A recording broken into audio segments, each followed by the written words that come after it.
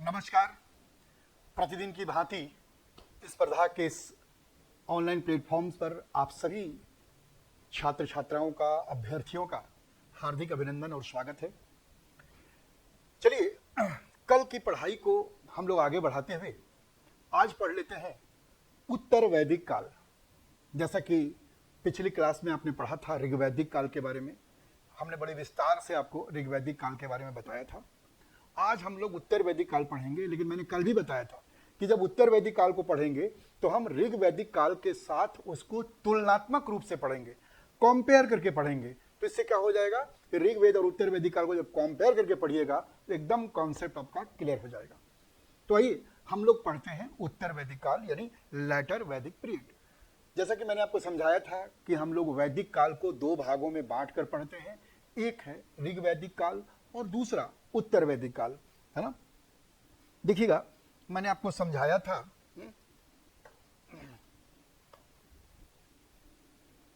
वैदिक काल के बारे में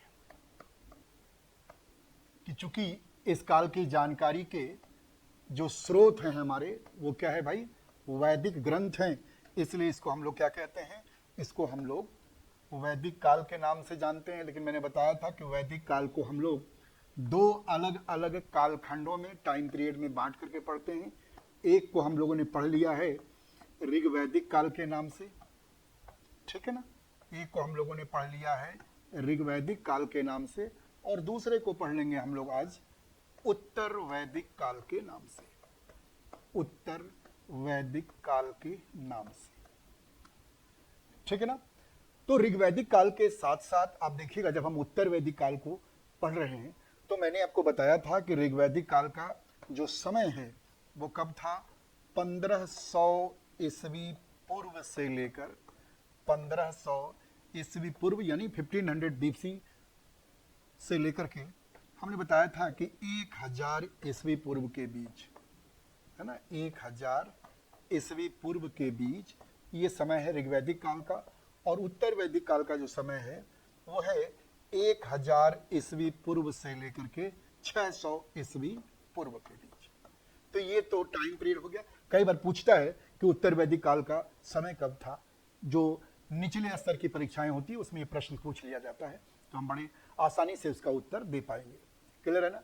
अब देखिएगा कि हम लोग जब पढ़ते हैं उत्तर वैदिक काल के बारे में तो देखिएगा कि उत्तर वैदिक काल को जानने के लिए हमारे पास स्रोत कौन कौन से हैं भाई, है ना। हमारे पास उत्तर वैदिक काल को जानने के लिए स्रोत जो है वो कौन कौन से हैं। तो याद रखिएगा, उत्तर वैदिक काल को जानने के लिए हमारे पास जो स्रोत हैं, इस काल को जानने के लिए जो हमारे पास स्रोत है, देखिएगा इससे भी प्रश्न आया हुआ है, इससे भी प्रश्न आया हुआ है कि निम्नलिखित में से किस स्रोत के द्वारा हम उत्तर वैदिक काल की जानकारी प्राप्त करते हैं या प्राप्त नहीं करते हैं। दोनों तरह से क्वेश्चन पूछा जा सकता है। तो मैंने बताया था आपको कि वो क्या था भाई, वो था वेद, इसके बाद मैंने बताया था ब्राह्मण, इसके बाद बताया था आरण्यक, इसके बाद हम लोगों ने पढ़ लिया था उपनिषद के बारे में। क्लियर है ना। तो ये इस काल की जानकारी के स्रोत हैं। इसके अलावा अगर हम देखें तो याद रखेंगे, इसके अलावा जो इस काल के मृदभांड है, इस काल के जो मृदभांड है, ये भी हमें उत्तर वैदिक काल के बारे में महत्वपूर्ण और बहुमूल्य जानकारी उपलब्ध कराते हैं, तो इन्हीं स्रोतों के द्वारा। तो याद रखिएगा, अब जो इस काल में जो स्रोत था वो क्या था भाई, याद कीजिएगा, ऋग्वेद काल के बारे में मैंने बताया था कि ऋग्वेद काल के बारे में जो जानकारी के हमारे स्रोत थे वो कौन सा था, केवल और केवल ऋग्वेद, यानी एकमात्र वेद जिससे हमको ऋग्वेद काल के बारे में जानकारी मिलती थी वो क्या था, ऋग्वेद। लेकिन अब हम जब उत्तर वैदिक काल के बारे में देखेंगे तो उत्तर वैदिक काल के बारे में आप देखिएगा हमारी जो जानकारी के स्रोत हैं वो एक नहीं बल्कि आप देखिएगा अनेक स्रोत हैं। जैसे आप सबसे पहले देखिएगा कि इसमें सामवेद आएगा, इसमें यजुर्वेद आएगा, इसमें अथर्ववेद आएगा, ठीक है ना। और फिर मैंने बताया था इन सभी वेदों को पढ़ने के बाद जब इन पर टिप्पणियां लिखी गई, कमेंट्रीज लिखे गए, तो इसी को हम कहते हैं क्या भाई? इसी को हम कहते हैं क्या? ब्राह्मण, है ना? तो देखिएगा कि उत्तर वैदिक काल में जो आपसे प्रश्न पूछा जाता है वो जानकारी के स्रोतों के बारे में भी पूछा जाता है। और आपसे निवेदन यह है कि उत्तर वैदिक काल के बारे में जब आप पढ़िएगा तो थोड़ा समग्रता के साथ पढ़ना होगा, कुछ भी छूटे नहीं, ताकि कोई भी प्रश्न हमसे एग्जाम में मिस ना हो। और ऐसा ना हो कि एग्जाम में प्रश्न तो पूछा गया लेकिन हम उसका उत्तर देने में सक्षम या समर्थ नहीं है, ऐसा बिल्कुल नहीं होना चाहिए, है ना? तो आइए हम लोग देख लेते हैं कि एक बड़ा महत्वपूर्ण काम कर लेंगे हम लोग। पहले इधर क्या करते हैं हम लोग? इधर सभी वेदों को लिख लेते हैं, फिर इधर देख लेंगे उन वेदों पर आधारित जो ब्राह्मण है उसको लिख लेते हैं। और आप लोगों से निवेदन है इसको एकदम नोट डाउन कर लीजिएगा, क्वेश्चन मिस नहीं होगा और याद भी आसानी से रहेगा, ठीक है ना? इसके बाद आप देखेंगे कि इधर हम लोग लिख लेंगे इसके पुरोहित के बारे में जो उन वेदों को संपन्न कराते थे, और अंत में देख लेंगे उसके उपवेद के बारे में। उपवेद मतलब प्रत्येक वेद का कोई ना कोई उपवेद भी है। तो आइए बड़ी आसानी से हम लोग देख लें कि इधर सबसे पहला जो वेद होगा वो क्या है भाई? आप जानते ही हैं, सबसे पहला वेद जो है वो है ऋग्वेद, ठीक है ना? अब आप जानते हैं कि ऋग्वेद को 2 ऋषियों ने पढ़ा, है ना? ऋग्वेद को 2 ऋषियों ने पढ़ा और उन दोनों ऋषियों के नाम पर ही उन ब्राह्मणों का नाम रख दिया गया, ऐतरेय ब्राह्मण, ऐतरेय ब्राह्मण और कौशिक के ब्राह्मण, और कौशिक के ब्राह्मण, ठीक है ना? ये इस ब्राह्मण का नाम रख दिया गया। जैसे ऋग्वेद को 2 ऋषियों ने पढ़ा, मान लीजिए हम और आप पढ़ रहे हैं तो एक ब्राह्मण मेरे नाम पर हो गया और जो हिस्सा आपने पढ़ा वो आपके नाम पर हो गया। तो 2 ऋषि थे, ऐतरेय और कौशिक के, उन दोनों के नाम पर उन दोनों का नाम, ब्राह्मण का नाम रख दिया गया, ऐतरेय ब्राह्मण और कौशिक के ब्राह्मण। इन दोनों का संबंध किससे है? ऋग्वेद से। अब देखिएगा कि इन वेदों को पढ़ने के बाद, है ना, इस वेद को संपन्न कराने वाले पुरोहित को क्या कहते थे? तो कहते थे होता या होत्री, होता या होत्री। और इस वेद का जो उपवेद है वो कहलाता है क्या भाई? आयुर्वेद। आपको पता ही होगा आयुर्वेद में चिकित्सा से संबंधित अनेकों प्रकार की जानकारियां उपलब्ध हैं, ठीक है ना? इसी प्रकार हम देख लें सामवेद के बारे में कि जब सामवेद को पढ़ा गया तो सामवेद को 4 ऋषियों ने पढ़ा, है ना? और सामवेद को जब 4 ऋषियों ने पढ़ा तो उन चारों ऋषियों के नाम पर आप देखिएगा, पहले नाम था पचविंश, तो इस ऋषि के नाम पर क्या रख दिया गया? पचविंश ब्राह्मण। फिर देखिएगा दूसरे हैं षड्विंश, षड्विंश, तो षड्विंश ऋषि के नाम पर रख दिया गया षड्विंश ब्राह्मण। फिर तीसरे ऋषि थे तांड्य, तो उनके नाम पर क्या रख दिया गया भाई? तांड्य ब्राह्मण। और चौथे थे जैमिनीय ऋषि, जैमिनीय, तो इनके नाम पर क्या रख दिया गया भाई? जैमिनीय ब्राह्मण। अब देखिएगा कि ये जो चारों ब्राह्मण थे इनके नाम पर अलग अलग ब्राह्मण सुनिश्चित किया गया। तो इन चारों ब्राह्मणों का संबंध किससे है? सामवेद से है। अब क्वेश्चन कैसे पूछा जा सकता है कि निम्नलिखित में से किस ब्राह्मण का संबंध सामवेद से नहीं है? तो अगर आपको चारों याद है तो आराम से उत्तर दे दीजिएगा, और जहां भी ये कंफ्यूज किया आप उत्तर नहीं दे पाइएगा, ठीक है? उसी प्रकार आप देखिएगा सामवेद के या सामवेद का, है ना, जो पुरोहित होते थे वो कहलाते थे उद्गाता। क्या कहलाते थे? उद्गाता। तो ध्यान रखिएगा कि ऋग्वेद में जो मंत्र दिया गया था उसी को गायन शैली में यहां अभिव्यक्त किया गया है। तो चूंकि ये गाते हुए उसका उपासना करते थे इसलिए इनको क्या कहा गया? उद्गाता, ठीक है ना? और आप देखेंगे कि ये जो वेद है सामवेद, इसका उपवेद क्या है भाई? तो इसका उपवेद है गंधर्व वेद, गंधर्व वेद, ठीक है। अब देखिएगा कि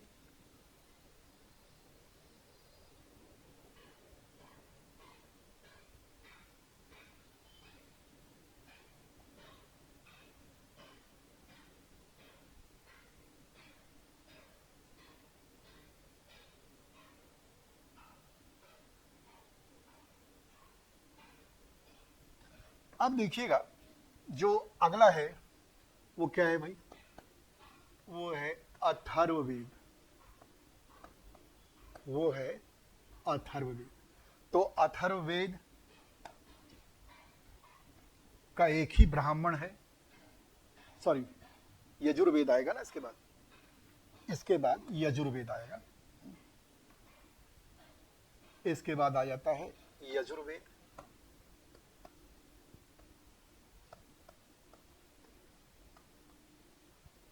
तो देखिएगा यजुर्वेद को दरअसल दो ऋषियों ने दो अलग अलग पक्ष या पखवाड़े में लिखा है।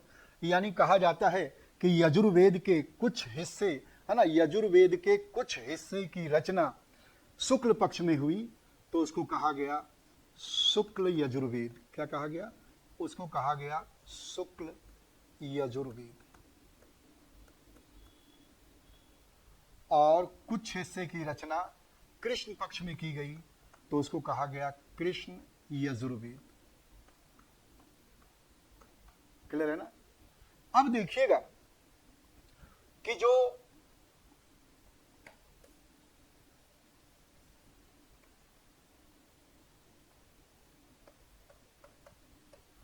कृष्ण यजुर्वेद, अब देखिएगा कि शुक्ल यजुर्वेद की रचना सतपथ नामक ऋषि ने किया तो उनके नाम पर क्या रख दिया गया? सतपथ ब्राह्मण। सतपथ ब्राह्मण। और कृष्ण यजुर्वेद की रचना तैतरीय नामक ऋषि ने किया तो उनके नाम पर रख दिया गया तैतरीय ब्राह्मण। ठीक है ना? क्लियर हो गया? अब देखिएगा कि जो शुक्ल यजुर्वेद और कृष्ण यजुर्वेद है इसके बारे में देखिए कहा जाता है कि ये जो है इसको काला वेद भी कहा जाता है। पूछा गया है काला वेद कौन सा है, तो कृष्ण है इसलिए इसको काला कहते हैं। तो काला वेद किसको कहा जाता है भाई? कृष्ण यजुर्वेद। और सफेद वेद किसको कहते हैं? शुक्ल यजुर्वेद को। ये याद रखिएगा। ठीक है। अब देखिएगा कि जो यजुर्वेद है, यजुर्वेद के जो पुरोहित हैं वो क्या कहलाते हैं भाई? वो कहलाते हैं, ध्यान रखिएगा, वो कहलाते हैं अधर्वयु। क्या कहलाए? अधर्वयु।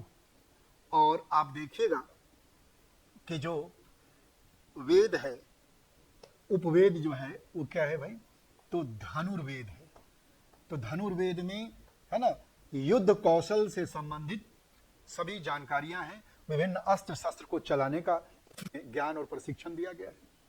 और लास्ट है अथर्ववेद। तो ध्यान रखिएगा अथर्ववेद को पहले वेद की श्रेणी में नहीं रखा गया था क्योंकि इसमें देखिएगा जादू, टोना, भूत, पिशाच, तंत्र, मंत्र इत्यादि का उल्लेख किया गया था। तो शुरू में त्रिवेद ही था, तीन ही वेद था। कौन कौन? ऋग्वेद, सामवेद, यजुर्वेद। लेकिन बाद में देखा गया कि नहीं, अथर्ववेद में भी कई ऐसी चर्चाएं हैं जिसका संबंध वैदिक काल के महत्वपूर्ण जानकारियों को उपलब्ध कराता है। तो इसलिए बाद में अथर्ववेद को भी वेद की श्रेणी में रख दिया। तो याद रखिएगा अथर्ववेद जो है ना, उसको एक ही ऋषि ने पढ़ा, उसका नाम था गोपथ ऋषि। तो गोपथ ऋषि के नाम पर गोपथ ब्राह्मण हो गया। अब देखिएगा कि गोपथ ब्राह्मण जो थे उसका यह अथर्ववेद का जो पुरोहित है वो क्या कहलाए? तो वो कहलाए ब्रह्मा। और फिर देखिएगा कि जो इसका एकमात्र उपवेद था शिल्पवेद, है ना। तो याद रखिएगा इसमें विभिन्न प्रकार की शिल्पकारी और उससे संबंधित गूढ़ जानकारियां उपलब्ध कराई गई है। तो एक बार आपने देख लिया, इससे क्वेश्चन आता है और हर साल आता है, इसलिए मैंने आपको, है ना, ये उपलब्ध कराया ताकि आप इसको आसानी से, है ना, देख करके अपने कॉपी में नोट डाउन कर लीजिएगा। तो ये सब क्या है जरा देखिए, हम लोग क्या पढ़ रहे थे कि ये उत्तर वैदिक काल की जानकारी के प्रमुख स्रोत हैं। क्लियर हो गया। अब आइए हम लोग देख लेते हैं कि उत्तर वैदिक काल में जो आप कह सकते हैं कि उत्तर वैदिक काल में जो आर्यों का कबीला था उसका विस्तार कहां से कहां तक हुआ था। याद कीजिए, कल वाली कक्षा में मैंने बताया था कि आर्य भारत में जब आए तो सबसे पहला पड़ाव कहां डाला? सप्त सैंधव प्रदेश में। मानचित्र बनाकर मैंने दिखलाया था कि सिंधु सहित 7 नदियों का जो बहाव स्थल है वही कहलाया सप्त सैंधव प्रदेश, और उसमें कौन कौन सी नदियां थी इसका भी उल्लेख किया आपको। लेकिन बाद में जब उनकी जनसंख्या बढ़ने लगी आर्यों की, तो आप देखिएगा कि उनका विस्तार कहां हुआ? नीचे की ओर हुआ। यानी वो हमने बताया था आपको कि वो गंगा यमुना के दोआब क्षेत्र में हुआ, जिसको ब्रह्मावर्त कहा गया। फिर मैंने बताया कि उत्तर वैदिक काल में आते आते अब आर्यों का विस्तार ब्रह्मावर्त से भी आगे निकल चुका है, तो वो क्या हुआ भाई? वो कहलाया ब्रह्मर्षि प्रदेश। तो एग्जाम में जो क्वेश्चन पूछा जाता है 2-3 तरह से पूछा जाता है, और हम दोनों तीनों तरीके से इसको समझ लेंगे। क्वेश्चन ये पूछा जाता है सबसे पहले कि उत्तर वैदिक काल में आर्यों का विस्तार, है ना, नीचे दक्षिण में कहां तक हुआ था। तो आइए इसको हम लोग एक मानचित्र के सहारे समझ लें कि आर्यों का जो विस्तार है ना, वो कहां तक हुआ था भाई। तो देखिएगा, समय ना लगे इसलिए मानचित्र मैंने पहले से बना लिया है। तो आप देखिएगा कि इस मानचित्र को अगर हम देखें तो आप स्पष्ट तौर पर इसको चिन्हित कर सकते हैं कि आर्यों का विस्तार जो है ये क्या है? ये आप जानते हैं हिमालय पर्वत श्रृंखला है।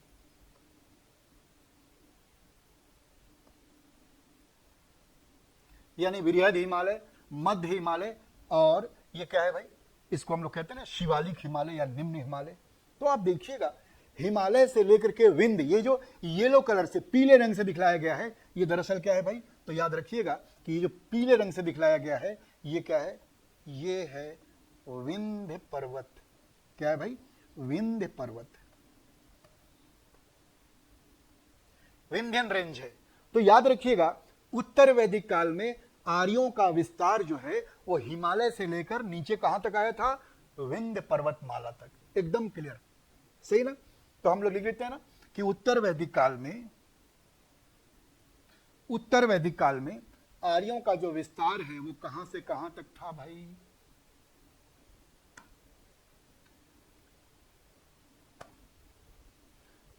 उत्तर वैदिक काल में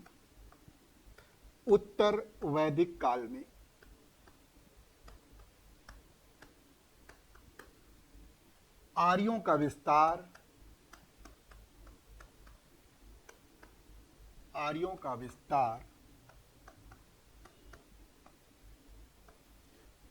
हिमालय से लेकर, कहां से भाई? तो हिमालय से लेकर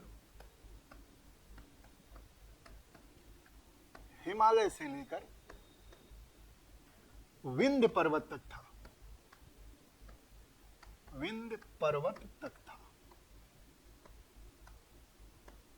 क्लियर है ना। तो ये आपसे पूछेगा तो आप आराम से उत्तर दे देंगे। लेकिन देखिएगा उत्तर वैदिक काल का संबंध यहां पर है, यानी आप यहां पर इस चीज को समझ लीजिएगा कि उत्तर वैदिक काल में आर्यों का जो विस्तार हुआ था वो कहां से कहां तक था। तो देखिएगा कि वो हिमालय से लेकर विंध्य पर्वत तक था। लेकिन मुख्य रूप से उत्तर वैदिक काल के शुरू में, देखिए मैंने बताया था ना, ये क्या है? ये था सप्त सैंधव प्रदेश। ये क्या था मैंने बताया आपको? ब्रह्मावर्त। और ये हो जाएगा ब्रह्मर्षि प्रदेश। क्या हो जाएगा? तो याद रखिएगा ये हो जाएगा ब्रह्मर्षि प्रदेश। तो उत्तर वैदिक काल में, है ना, आर्यों का विस्तार पूरब में, ये क्वेश्चन पूछता है स्पेशली कि उत्तर वैदिक काल में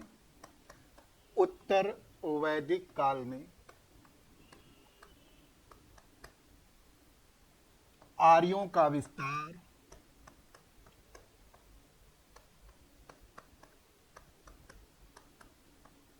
पूरब में किस नदी की सीमा तक था। यह बहुत इंपॉर्टेंट क्वेश्चन है, कई बार पूछा गया। किस नदी की सीमा तक था? किस नदी की सीमा तक था? तो देखिएगा कि ये जो था, याद रखेंगे, वो है ना, गंडक नदी की सीमा तक था। और गंडक नदी को ही उत्तर वैदिक काल के, है ना, ग्रंथों में सदा नीरा कहा गया है। तो क्वेश्चन ये भी पूछ लेता है कि सदा नीरा किस नदी को कहा गया है? गंडक को। तो ये आपको जो ग्रीन कलर से दिखाई पड़ रहा है, यही क्या है भाई? यही है गंडक नदी। यानी देखिए ना, एक दरअसल क्या था, शतपथ ब्राह्मण में एक उल्लेख है, ध्यान से मेरी बात सुनिएगा, ये भी क्वेश्चन यूपीएससी में आया हुआ है।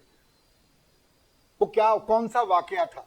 तो दरअसल देखिएगा, विदेह के राजा माधव, है ना, आगे पढ़ेंगे, विदेह एक क्या है? जनपद बनेगा। तो विदेह के राजा कौन थे? माधव। अग्नि देवता से विदेह के राजा माधव की बातचीत होती है। दरअसल अग्नि देवता नाराज चल रहे थे और उसको मनाने के लिए विदेह के राजा माधव पीछे पीछे चल रहे थे। और जब उन्होंने अग्नि देवता से पूछा कि देव, हम आर्य कहां निवास करें, तो उन्होंने विदेह के राजा माधव को यह कहा कि गंडक के उस पार। और ऐसा करके स्वयं अग्नि देवता गंडक नदी में अंतर्ध्यान हो गए। तब से ऐसा माना गया कि आर्य जो है गंडक नदी के, है ना, जो इस इलाके में यानी गंडक नदी के जो पश्चिमी क्षेत्र हैं वहीं निवास करेंगे। उसी को कहा गया ब्रह्मर्षि प्रदेश। तो याद रखिएगा, उत्तर वैदिक काल में, अब देखिए उत्तर वैदिक काल का समय लंबा है ना, 1000 से लेके 600 ईस्वी पूर्व। तो शुरुआत में आर्य लोगों का निवास कहां तक हुआ? यहां तक। बाद में फिर धीरे धीरे उनका निवास इस ओर बढ़ता चला गया और विंध्य पर्वत तक चला आया। तो बोला जाता है कि उत्तर वैदिक काल के अंतिम समय में जो आर्यों का विस्तार था वो नीचे विंध्य पर्वतमाला तक हो गया था। क्लियर हो गया ना? अब जरा मेरी बात को ध्यान से सुनिएगा। हम लोग कल पढ़ रहे थे, याद कीजिएगा, कि जब आर्य भारत में आए तो उनका अनार्यों के साथ संघर्ष हुआ। आर्य जब भारत में आया या भारत में आए तो उनका अनार्यों के साथ संघर्ष हुआ। और मैंने बताया था कि आर्यों का संघर्ष केवल अनार्यों के साथ नहीं हुआ, आर्यों का संघर्ष आर्यों के साथ भी हुआ और आर्यों का संघर्ष अनार्यों के साथ भी हुआ। इसमें सबसे महत्वपूर्ण है जिसमें क्वेश्चन पूछा जाता है, वो कौन सा क्वेश्चन है? दसराग युद्ध के बारे में। तो कल मैंने बताया था आपको कि दसराग युद्ध क्या है। तो एक आर्यों का कबीला था, भरत कबीला। याद रखिएगा, आर्यों के एक महत्वपूर्ण कबीला था जिसका नाम था भरत कबीला। उसके राजा थे सुदास। क्लियर है ना? उनका झगड़ा हुआ किसके साथ? उनका झगड़ा होता है 10 कबीले के राजाओं के साथ। और इन 10 कबीलों में 5 कबीले जो थे वो आर्यों के कबीले थे और 5 कबीले जो थे वो अनार्यों के कबीले थे। तो 5 आर्यों के कबीले और 5 अनार्यों के कबीले ये मिल करके किसके विरुद्ध लड़ रहे थे? तो ये लड़ रहे थे भरत कुल के राजा सुदास के साथ। दरअसल देखिएगा, भरत कुल के राजा थे। भरत कुल के राजा ने पहले ऋषि विश्वामित्र को अपनी सेवा में रखा था, लेकिन बाद में उन्होंने विश्वामित्र जी को हटा करके ऋषि वशिष्ठ को अपनी सेवा में रख लिया। इस बात से जो ऋषि विश्वामित्र थे वो नाराज हो गए और उन्होंने कई कबीलों को संगठित करके उनको भरत कुल के राजा सुदास के विरुद्ध, है ना, लड़ने के लिए संगठित किया। लेकिन जो भरत कुल के राजा थे सुदास, वो इन 10 राजाओं पर बड़े भारी पड़े और अंत में जीत किसकी हुई? सुदास की। तो याद रखिएगा, अंत में जीत किसकी हुई है दसराग युद्ध में? भरत कुल के राजा सुदास की। और ये दसराग युद्ध किस नदी के किनारे लड़ा गया? तो मैंने कल भी बताया था, ये लड़ा गया रावी नदी के किनारे। तो ये देखिएगा, अब क्वेश्चन पूछा जाता है कि कौन कौन से कबीले आर्यों के थे? वो 5 कबीले कौन थे जो आर्यों के थे? और वो 5 कबीले कौन थे जो अनार्यों के थे? है ना? तो वो पुरु थे, उसके बाद तुर्वस थे। तो इन नामों, इन आर्यों के जो 5 कबीले हैं उसमें कौन कौन कबीला था? और अनार्यों में जो 5 कबीला था, जैसे पक्त है, शिवी है, पिशानिन है, भलानश है, ये सब अनार्यों के कबीले थे। इधर आप देखिए पुरु है, त्रत्सु है, तुर्वस है, दुर्वधु है, ये सब आर्यों के कबीले थे। तो आप एक जगह उसको संकलित कर लीजिए ताकि कभी भी, क्योंकि आमतौर पर किताबों में कम मिलता है ये, लेकिन इसको एक जगह आप संकलित कर लीजिए तो आपको ये आसानी से उपलब्धि भी हो जाएगा। मैंने इसको पहले से लिख दिया है। देखिए कि दशराग युद्ध पौरुष्णी रानी नदी के किनारे लड़ा गया था, और हमने बताया कि ये जो संघर्ष हुआ वो किसके किसके विरुद्ध हुआ था। तो याद रखिएगा कि ये जो संघर्ष हुआ था वो है ना, मुख्य रूप से आप देखेंगे भरत कबीला के विरुद्ध, है ना, 10 कबीले एकत्र हो गए थे। और कारण क्या बताया था कि भरत कबीले के राजा ने सबसे पहले विश्वामित्र नामक ऋषि को अपने राज दरबार में सम्मान के साथ स्थान दिया था। बाद में उन्होंने ऋषि विश्वामित्र को हटा करके जो वशिष्ठ ऋषि हैं उनको अपनी सेवा में रख लिया। इस बात से विश्वामित्र नाराज हो गए और उन्होंने इन 10 कबीलों को संगठित करके, है ना, भरत कबीले के विरुद्ध उनको युद्ध करने के लिए तैयार किया। और जैसे मैंने थोड़ी देर पहले बताया, इसमें कौन कौन थे भाई? तो इसमें पुरु थे, यदु थे, तुर्वस थे, द्रहु थे और अनु थे। और इसी प्रकार इसमें कौन कौन थे? अकिन्न है, भलानस है, शिवी है, पक्त है, विशानिन है। तो ये 5 अनार्य कबीला और ये 5 आर्य कबीला ये आपस में मिल करके किसके विरुद्ध लड़ रहे थे? है ना, ये किसके विरुद्ध लड़ रहे थे भाई? तो मैंने आपको आगे लिख ही दिया है कि ये भरत कबीले के विरुद्ध लड़ रहे थे। है ना, किस कबीले के विरुद्ध? तो याद रखिएगा भरत कबीला के विरुद्ध लड़ रहे थे। और राजा का नाम क्या था? राजा का नाम था सुदास। लेकिन याद रखिएगा विजय किसकी हुई अंत में? अंत में विजय जो हुई है किसकी हुई है भाई? सुदास की हुई है, याद रखना होगा। ठीक है, चलिए ये छोटी सी चीज थी जो मैंने बता दिया। अब देखिएगा कि उत्तर वैदिक काल की जानकारी के स्रोत कौन कौन से, ये हमने बता दिया। उत्तर वैदिक काल में आर्यों का विस्तार कहां तक था ये बता दिया। और उत्तर वैदिक काल के जो विभिन्न स्रोत हैं उसको अगर हम एक जगह पर एकत्र कर लें तो उसके आधार पर जो हमें जानकारी उपलब्ध होती है वो क्या होती है भाई? तो याद रखिएगा उसके आधार पर जो हमें जानकारी मिलती है वो क्या मिलती जानकारी? वही ऋग्वेद काल की तरह। जैसे हम लोगों ने पिछले क्लास में पढ़ा ऋग्वेद काल की सामाजिक स्थिति, आर्थिक स्थिति, राजनीतिक स्थिति और धार्मिक स्थिति। आज भी हम लोग पढ़ लेंगे उसी पैटर्न पर कि उत्तर वैदिक काल की सामाजिक, आर्थिक, राजनीतिक और धार्मिक स्थिति कैसी थी, तुलना करते हुए पढ़ लेंगे तो एकदम आनंद आएगा। तो आइए हम बारी बारी से शुरू कर लेते हैं उत्तर वैदिक काल की सामाजिक स्थिति। ठीक है ना, उत्तर वैदिक काल की सामाजिक स्थिति के बारे में हम लोग पढ़ लेते हैं।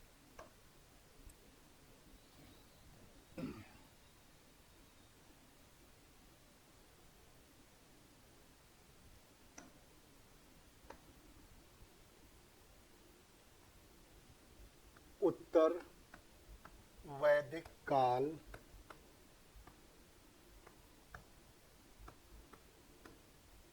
की सामाजिक स्थिति। अब देखिए मैंने आपसे कहा था ना कि हम लोग थोड़ा सा यहां तुलनात्मक पढ़ लेंगे तो हमारा काम और आसान हो जाएगा और समझ में भी अच्छे से आ जाएगा। ऋग्वेद काल में क्या देखा था? पुरुषों के साथ साथ महिलाओं की स्थिति भी बड़ी सम्मानजनक थी। उनको शिक्षा प्राप्त करने का अधिकार था, इसलिए उनका उपनयन संस्कार भी होता था। चूंकि वो शिक्षित होती थी इसलिए वो संस्कृत जैसे जटिल भाषा में मंत्रों का भी शुद्ध शुद्ध उच्चारण कर पाती थी। और यही कारण है कि वो अपने पति के साथ बैठ करके यज्ञ इत्यादि में भाग लेती थी, यानी उनको धार्मिक अधिकार भी था।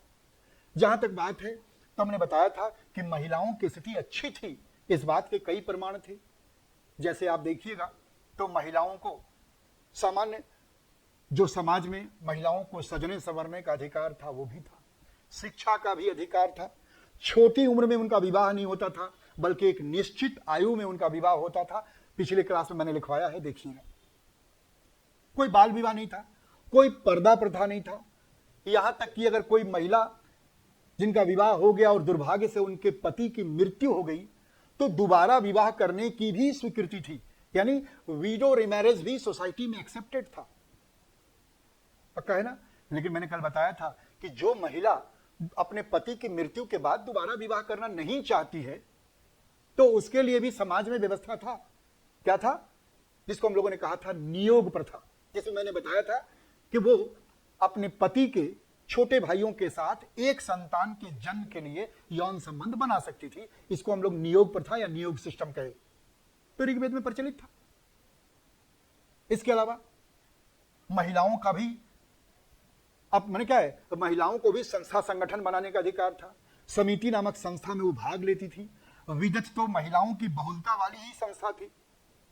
यानी ऋग्वैदिक समाज महिलाओं के लिए काफी अच्छा था। और मैंने बताया था कि ऋग्वैदिक समाज चतुर्वर्ण व्यवस्था पर आधारित समाज था। यानी समाज में 4 वर्ण थे, लेकिन वर्ण का आधार क्या था? याद कीजिए, मैंने कल बताया था कि वर्ण का आधार था कर्म, पेशा। कोई भी व्यक्ति जैसा पेशा करता था उसको उसी प्रकार का वर्ण मिलता था। जैसे मैंने बताया था कि पठन पाठन अध्ययन अध्यापन करने वाले लोग ब्राह्मण वर्ण में आते थे। अभी अपने कबीलाई टोली की रक्षा करना, युद्ध के समय में अपने कबीलाई टोली का नेतृत्व करना, यह क्षत्रिय का काम था। अपने कबीले के लोगों के लिए पेट भरना, व्यवसाय करना, यह वैश्यों का काम था। और अपने कबीले के लोगों की तरह तरह की सेवाएं उपलब्ध कराना, यह शूद्रों का काम था। लेकिन मैंने बताया था कि ऋग्वैदिक काल में वर्ण व्यवस्था स्थायी नहीं था। कोई भी व्यक्ति अपने पेशे में, यानी कोई भी व्यक्ति अपने कार्य में, अपनी ड्यूटी में बदलाव करके, परिवर्तन करके अपना वर्ण परिवर्तित कर सकता था। बताया था ना? तो ध्यान रखिएगा, ऋग्वैदिक समाज में वर्ण व्यवस्था भी बहुत लचीला था, फ्लेक्सिबल था। कोई भी व्यक्ति इसमें जीवन में कई बार परिवर्तन कर सकता था। वो जीवन में 10 बार परिवर्तन करके एक वर्ण से दूसरे वर्ण में जा सकते थे। लेकिन याद रखिएगा, उत्तर वैदिक काल में अब वर्ण व्यवस्था कर्म पर आधारित ना होकर के, कल भी मैंने बताया था कि अब उत्तर वैदिक काल में वर्ण व्यवस्था कर्म पर आधारित ना होकर के, है ना, मैंने बताया था कि ये जन्म पर आधारित हो गया। अतः एक बार जिस मां के गर्भ से जन्म ले लिए, फिर पूरे जीवन भर आपके वर्ण में कोई परिवर्तन नहीं हो पाता था। कब? उत्तर वैदिक काल में। आज भी तो वही व्यवस्था है। एक बार जिस जाति में जन्म ले लिए, आप कितना हो अच्छा काम कर लीजिए या कितना हो बुरा काम कर लीजिए, आपके वर्ण में कोई परिवर्तन नहीं आएगा। स्पष्ट है ना? अब देखिएगा कि उत्तर वैदिक काल में हम देखेंगे कि क्या बदलाव आया। तो उत्तर वैदिक काल में देखिएगा बदलाव आ गया। सबसे पहले आप देखिएगा कि उत्तर वैदिक काल में, आप लोग भी नोट डाउन करते चलिएगा, बहुत इंपॉर्टेंट फैक्ट सब है। उत्तर वैदिक काल में समाज 4 वर्णों में बटा हुआ था, है ना? ऋग्वेद काल की तरह 4 वर्णों में बटा हुआ था।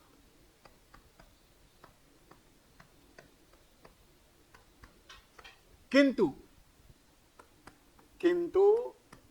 अब मतलब उत्तर वैदिक काल में, किंतु अब वर्ण व्यवस्था का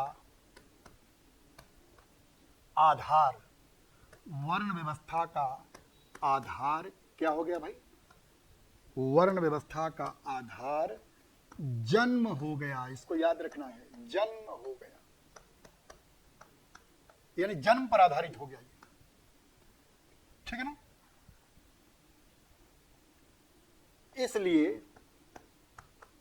इसलिए अब अपने कर्म में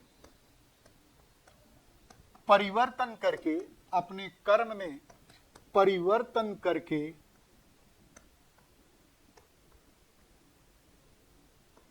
वर्ण में परिवर्तन संभव नहीं रहा, है ना? अर्थात अब वर्ण व्यवस्था क्या हो गया भाई? अर्थात अब वर्ण व्यवस्था आनुवांशिक हो गया। क्या हो गया? हेरेडिटरी, आनुवांशिक हो गया, आनुवांशिक हो गया। ये बहुत महत्वपूर्ण चीज है। और यही कारण है कि जब आनुवांशिक हो गया, तो ध्यान से मेरी बात को सुनिएगा, अब एक तरह का पेशा करना, हर व्यक्ति क्या हो गया? पेशा निश्चित हो गया। अब कोई अपने पेशे में परिवर्तन नहीं कर सकता था, तो एक तरह का पेशा करने वाले लोग अब आगे बढ़ करके, मान लीजिए एक तरह का पेशा करने वाले लोग हैं, अब कई पीढ़ी के लोग उसी पेशे पेशे को अपना रहे हैं। मान लीजिए एक कुंभकार है, कुम्हार है, वो मिट्टी के बर्तन बनाने का काम करता है, तो अब पीढ़ी दर पीढ़ी क्या होता है, उनके बच्चे भी अपने पिता के पेशे को अपनाने लगे हैं। तो एक तरह का पेशा करने वाले लोगों का जो समूह बना, वो क्या कहलाया? एक जाति। तो याद रखिएगा, ये क्वेश्चन एक बार नहीं असंख्य बार पूछा गया होगा अलग अलग एग्जाम में, कि भारत में या क्या भारतीय समाज में जाति व्यवस्था की उत्पत्ति कब हुई? कि कास्ट सिस्टम जो है भारत में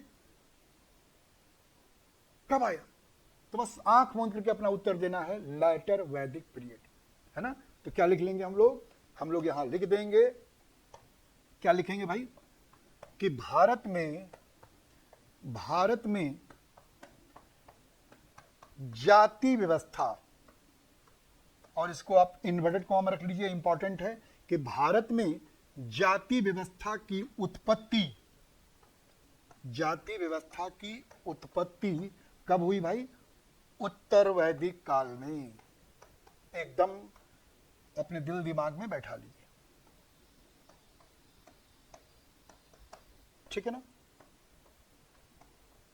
अब देखिएगा, चूंकि वर्ण व्यवस्था अब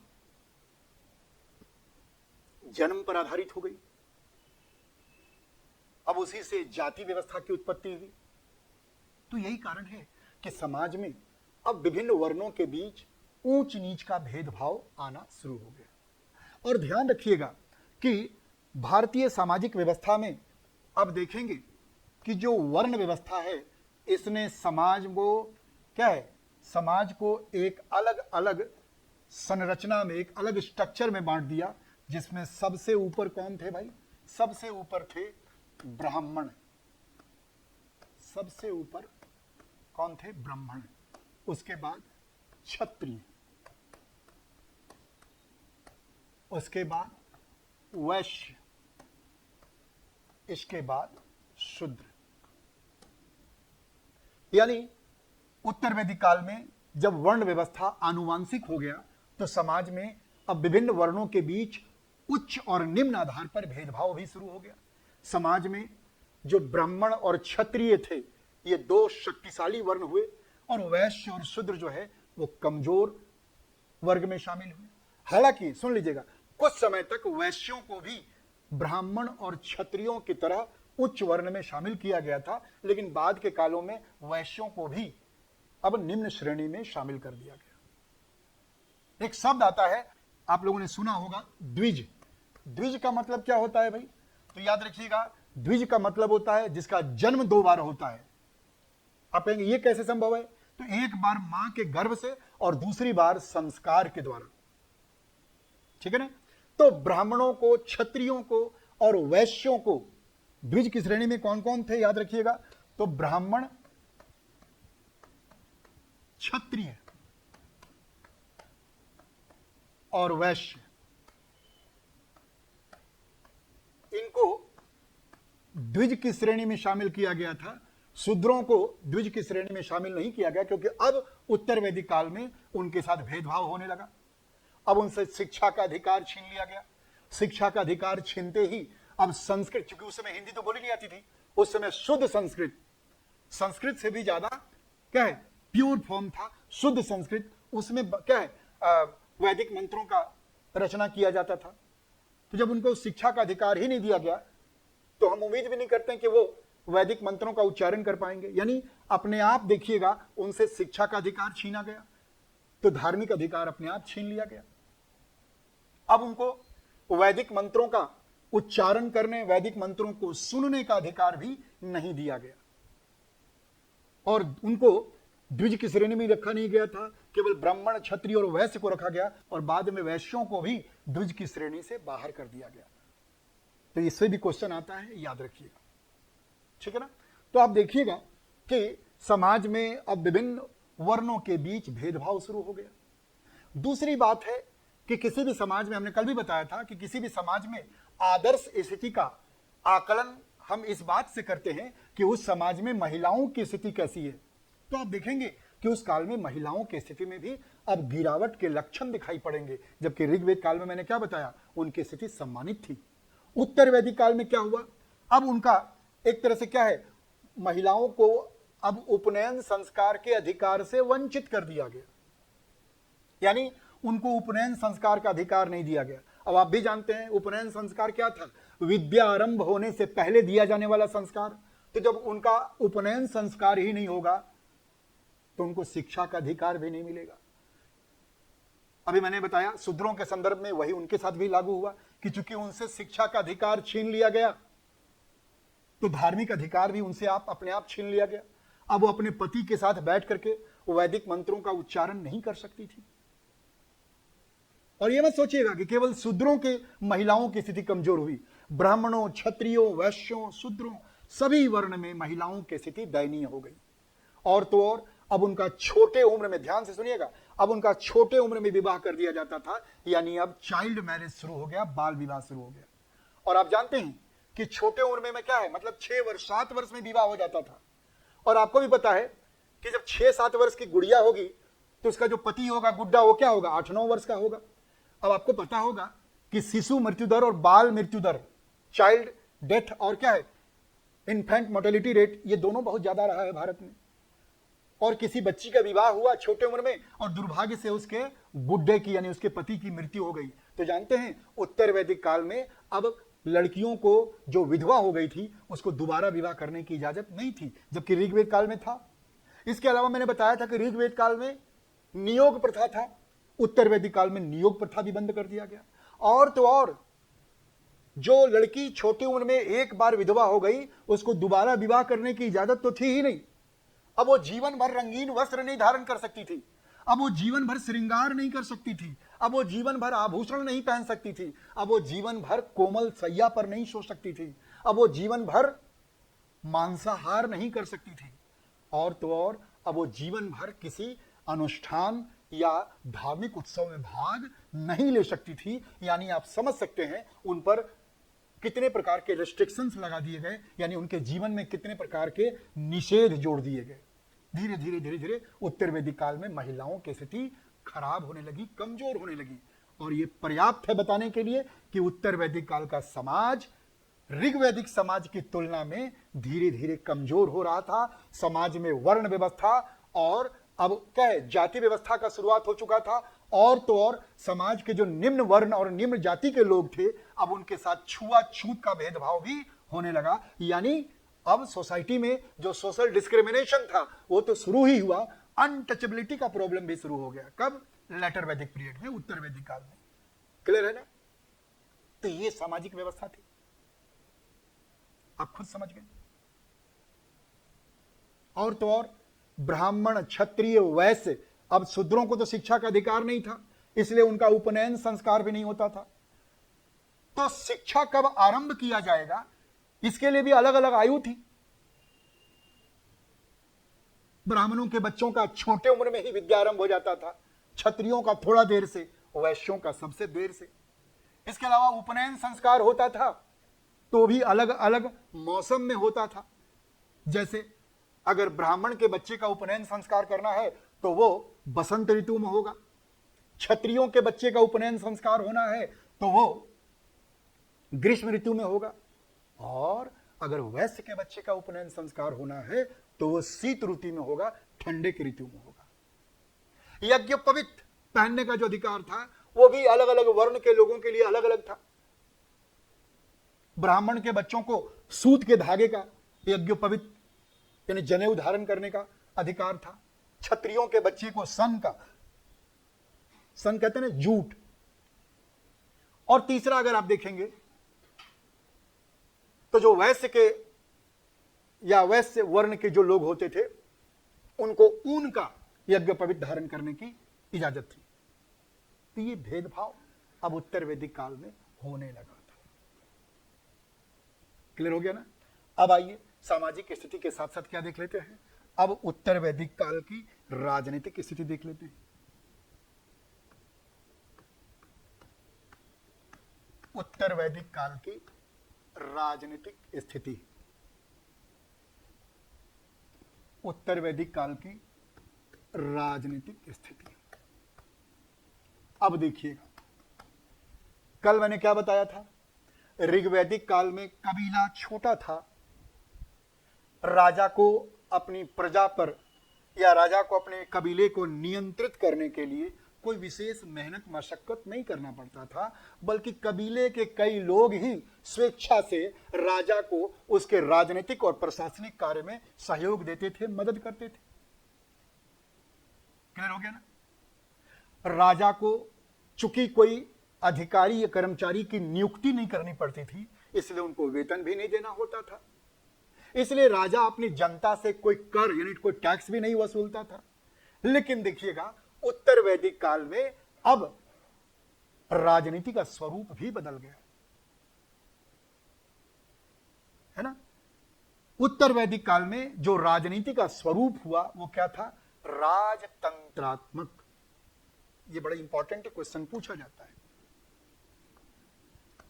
उत्तर वैदिक काल में राजनीति का स्वरूप क्या हो गया भाई, राजतंत्रात्मक।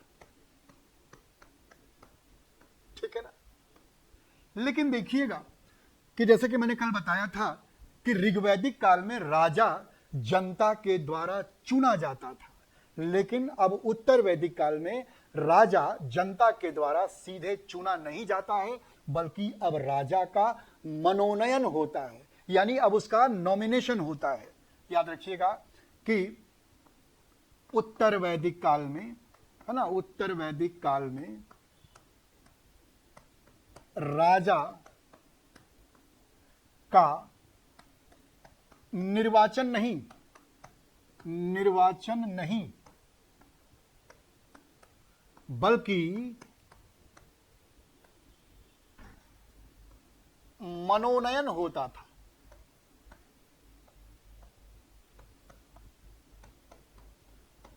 क्लियर है ना।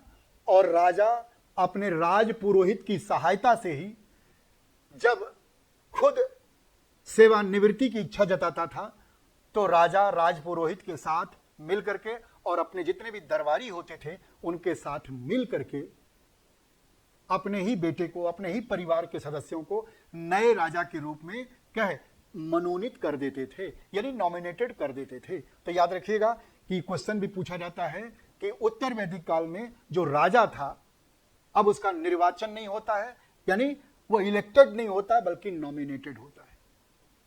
पक्का है ना।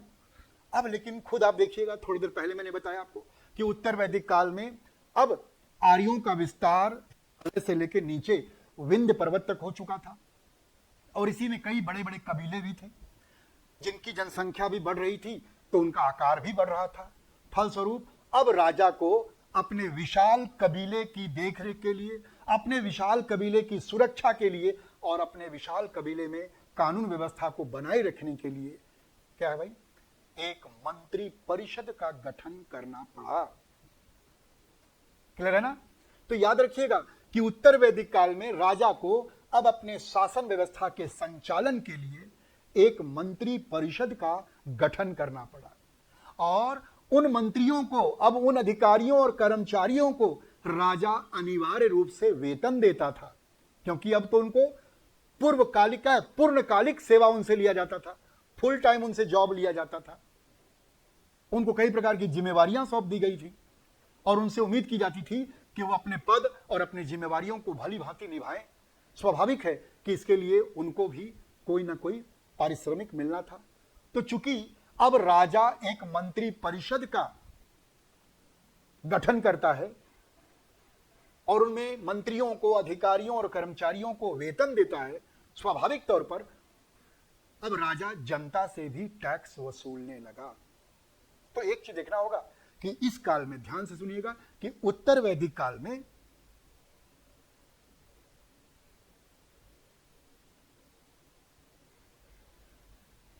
उत्तर वैदिक काल में आप देखिएगा,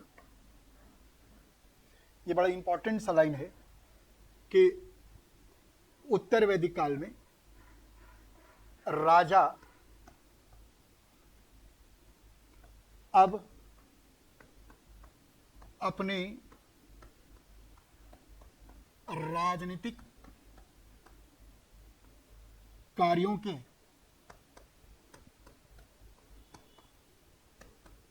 कुशल संचालन के लिए, कुशल संचालन के लिए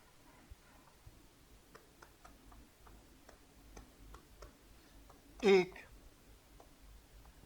मंत्री परिषद का गठन करता है, एक मंत्री परिषद का गठन करता है। दूसरा इंपॉर्टेंट फैक्ट है, ये जरूर पूछता है कि मंत्री परिषद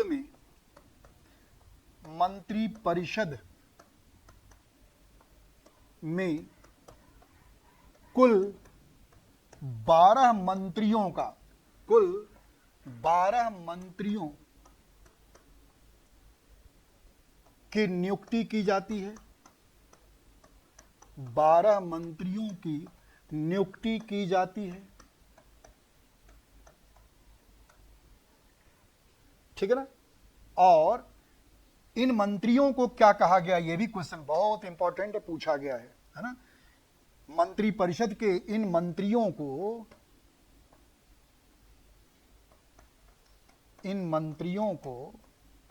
यह क्वेश्चन बहुत बार पूछा गया है, क्या कहा गया भाई, रत्निन कहा गया है, रत्निन।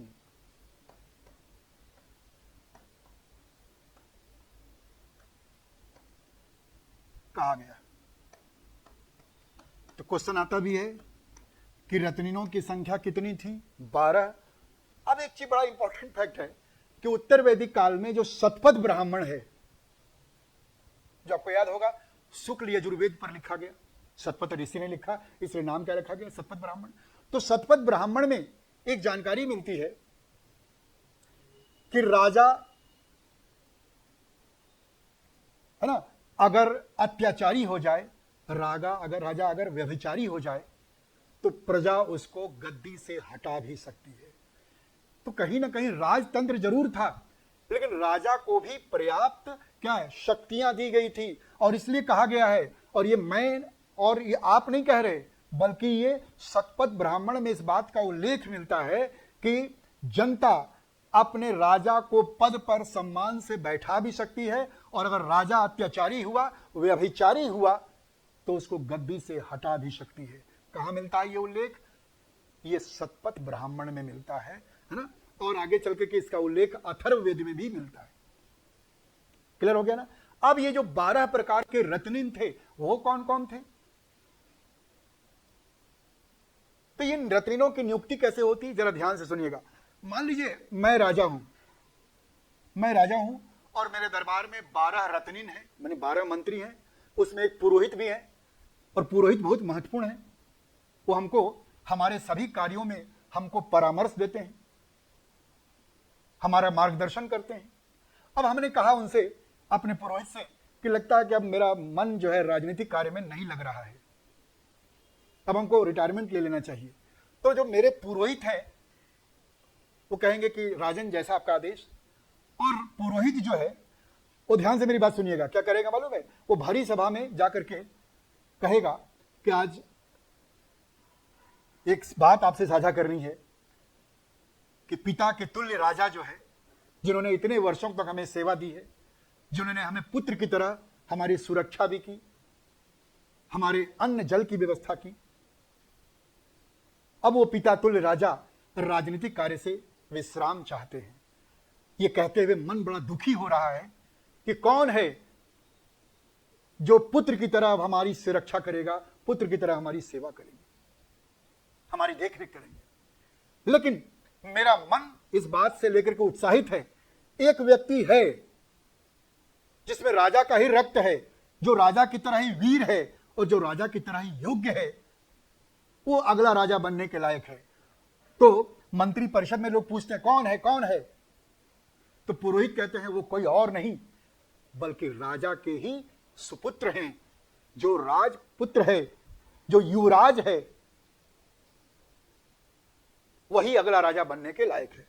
तो देखिए अब क्या होगा, हो सकता है उसमें एक दो व्यक्ति मन से तैयार ना भी हो, लेकिन वहां राजा के सामने और पुरोहित के सामने, चूंकि राजतंत्र है ना, किसकी ताकत है कि उसका विरोध कर दे, और विरोध कर भी देता है तो उस दिन तो यह कार्रवाई रोक दी जाएगी। और बाद में क्या होगा, उस मंत्री को हटा के उसकी जगह पर अपने मन लायक मंत्री की नियुक्ति करके और फिर से यह प्रस्ताव लाया जाएगा और राजा के पुत्र को अगला राजा बना दिया जाएगा। अब देखिएगा, ये जो राजा के नए राजा की जो नियुक्ति होती है ना, उसमें 3 यज्ञ जुड़ा हुआ है, ध्यान से सुन लीजिएगा।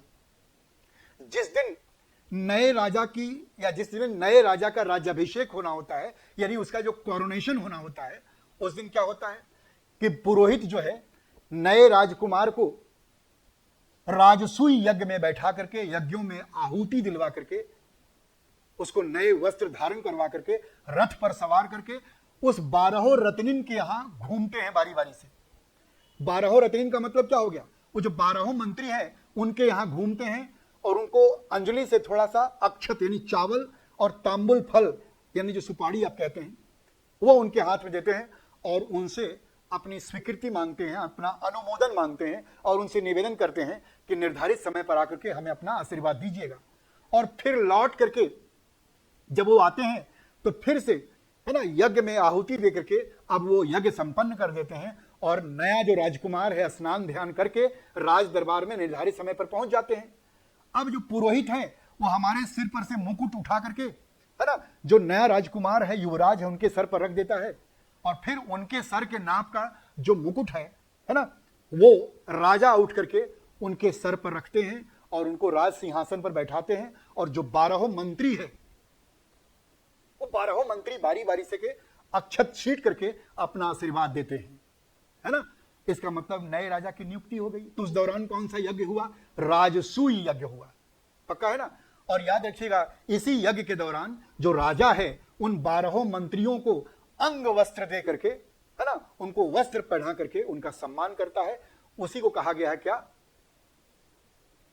उनको कहा गया है रत्निन हविष्मी संस्कार, ठीक है ना। अब जैसे हमारे देश में क्या होता है, मुख्यमंत्री चुन लिया गया, अब मुख्यमंत्री या प्रधानमंत्री चुन लिए गए और उनसे कहा जाता है कि नहीं, विपक्षी दल ये कह रहा है कि आपको पूर्ण समर्थन नहीं है तो आप अपना फ्लोर टेस्ट दीजिए, बोलता है ना, अपनी शक्ति परीक्षण कीजिए। तो उसी प्रकार जो नया राजकुमार राजा बना है, कुछ लोगों के मन में शंका है कि क्या पुराने राजा की तरह हमारी ये सेवा कर पाएगा, ये उतना बहादुर है, उतना वीर है। तो पुरोहित क्या करते हैं, 1 सप्ताह या 10 दिन के बाद एक खुले मैदान में रथ दौड़ का आयोजन करते हैं, जिसमें राजा जो नया राजा बना है वो एक सुंदर सा रथ में सवार होता है, 4-5 और उसके प्रतिद्वंदी कॉम्पिटिटर्स होते हैं। और बिल्कुल हिंदी सिनेमा की तरह कैसे डायरेक्टर बोल देता है कि बाइक तुम चलाना, बाइक स्पीड करना, लेकिन हीरो के आगे मत जाना। ठीक उसी प्रकार पहले से ही तैयार रहते हैं कौन, उनके कई प्रतिद्वंदी। और जैसे ही पुरोहित शंख बजा करके रथ दौड़ का शुभारंभ करते हैं, राजा अपना रथ दौड़ाते हुए बाकी सभी योद्धाओं से आगे निकल जाता है। तो उस मैदान के किनारे चारों तरफ राज्य की जो जनता उपस्थित होती है वो ताली बजा करके अपने नए राजा की बहादुरी और परचम का वो सम्मान और स्वागत करती है और दिमाग में ये बात बैठा लेती है कि नहीं, वाकई हमारा जो राजा है नया बना है वो सूरवीर है, बहादुर है। तो उस समय किया जाता है कौन सा यज्ञ, तो शुरू में कौन सा यज्ञ हो गया, राजसूय यज्ञ। दूसरा कौन सा यज्ञ हो गया, पूछा जाता है कि रथ दौड़, किस यज्ञ में रथ दौड़ का आयोजन किया जाता है। और तीसरा यज्ञ किया जाता है कौन सा यज्ञ, अश्वमेघ यज्ञ। क्योंकि किसी भी राजा का काम क्या होता है, अपने टेरिटोरी का एक्सपेंशन करना, यानी अपने राज्य का, साम्राज्य का विस्तार करना। तो ये तो आपने सुना होगा कई जगह पर, एक सुंदर से काले घोड़े को नहला धुला करके अश्वमेघ यज्ञ के यज्ञ भूमि के चारों तरफ घुमा दिया जाता है, उनको परिक्रमा करवा दिया जाता है और उसको फ्री छोड़ दिया जाता है। पीछे पीछे राजा की सेना होती है और कुछ लोग नगाड़ा बजाते हुए घोड़े के पीछे दौड़ते हैं। और घोड़ा जो है 3 दिन की समय सीमा की हो, है ना, अंदर जितने इलाके को पार कर जाता है वो समूचा इलाका राजा का कहलाता है। और फिर अगर बीच में कोई राजा के इस घोड़े को पकड़ने का प्रयास करता है या रोकने का प्रयास करता है तो उसको राजा की सेना के साथ युद्ध करना पड़ता है। तो ये क्या है, साम्राज्य विस्तार के लिए कौन सा यज्ञ किया गया? अश्वमेध यज्ञ। रथ दौड़ का आयोजन कब हुआ? वाजपेयी यज्ञ में। और राजा का राज्याभिषेक कब हुआ? तो राजसूय यज्ञ में। पक्का है ना? तो मैंने क्या बताया आपको कि अब राजा का मनोनयन होने लगा और राजा अपने राजनीतिक कार्यों को सफलतापूर्वक संचालित करने के लिए एक मंत्री परिषद का गठन करता है। मंत्री परिषद में कुल 12 मंत्रियों की नियुक्ति की जाती है और याद रखिएगा इन मंत्रियों को रत्निंग कहा गया। क्लियर हो गया ना? अब आइए जरा देख लीजिएगा कि जल्दी से कि सबसे पहले आप देखिएगा कि नए राजा की नियुक्ति के समय, नए राजा की नियुक्ति के समय, नए राजा की नियुक्ति के समय कौन सा यज्ञ होता है भाई? राजसूय यज्ञ होता है ना? और मैंने बताया था आपको इसी यज्ञ के दौरान राजा अपने 12 मंत्रियों का सम्मान करता है। तो इसी दौरान होता है क्या? रत्निन हविष्मी संस्कार, जिसमें राजा अपने 12 मंत्रियों का सम्मान करता है। फिर देखिएगा मैंने बताया था कि दूसरा जो यज्ञ होता है वो क्या है भाई?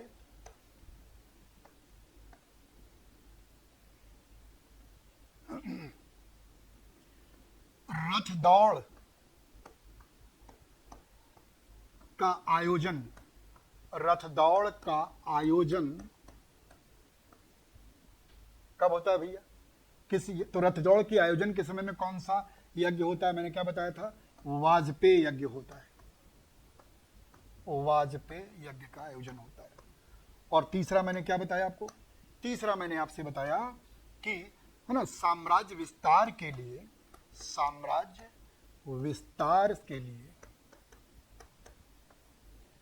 इस समय अश्वमेध यज्ञ किया जाता है। कौन सा भाई? अश्वमेध यज्ञ। इससे भी क्वेश्चन पूछा गया है, याद रखिएगा। तो 3 यज्ञों का बड़ा महत्व है, राजसूय यज्ञ, वाजपेयी यज्ञ और अश्वमेध यज्ञ। इन तीनों का संबंध है ना नए राजा की नियुक्ति और उनके पद सुनिश्चिति से संबंधित है। अब ध्यान देना होगा कि ये जो 12 रत्निन हैं वो कौन कौन होते थे, है ना, ये भी जान लेना जरूरी है। तो मैंने बताया ना कि वो 12 रत्निन क्या है। मैंने कल भी आपसे चर्चा किया था कि पुरोहित हैं, सूत हैं, रथकार हैं। इसमें और भी मंत्रियों को जोड़ा गया। जैसे पुरोहित हैं ही, अब राजा का जो पुत्र है युवराज, वो भी अब 12 रत्निन में आता है। राजा की जो सबसे बड़ी पत्नी होती है जिनको महिषी कहा जाता है, वो भी रहते हैं किसमें? 12 रत्निन में। इसके अलावा अब सूत भी है, रथकार भी है, भागंदुग्ध भी है, अक्षवाप भी है, गोविकर्तन भी है, पालागल भी है। ये सब के सब 12 रत्निन है ना? तो इनका नाम देखिएगा, जो 12 रत्निन है वो आप लिख लेंगे, इसलिए आपकी सुविधा के लिए मैंने पहले से लिख रखा है। पुरोहित तो कौन था भाई? तो याद रखिएगा मैंने बताया है कि पुरोहित का काम क्या होता था कि राजा का